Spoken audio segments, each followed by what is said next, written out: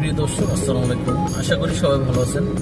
পদ্মা সেতু মাওয়ার প্রান্ত আর কি, আপনার জাজিরা বা পাটচর, পুলিয়ার চর, মানে ভাঙ্গা যেতে আর কি, সেতুটা পার হয়ে ভাঙ্গা যেতে আর কি, মাদারীপুর এই সাইডটা যে সবুজটা অনেক বেশি, যে একটা পল্লী বাংলার যে গ্রামের ভিতর থেকে একটা সবুজ রাস্তা, দূরে গাছ আর গাছ, এদিকে বড় বড় ভবন নাই, বিল্ডিং নাই। আসলে এই যে সবুজ গাছগুলা, এই যে গাছগুলা যেমন সেতু কর্তৃপক্ষ বা রোড কর্তৃপক্ষ যারা গাছ লাগাইছেন দুই সাইডে সারিবদ্ধভাবে, এবং চতুর্দিকের যে গ্রামগুলা ওইভাবে বড় বড় ভবন নাই, শুধু গাছ আর গাছ, সবুজে সবুজে একটা অন্যরকম একটা অসাধারণ একটা ফিল হইতেছে, ভালো লাগার যেটা মুহূর্তগুলা।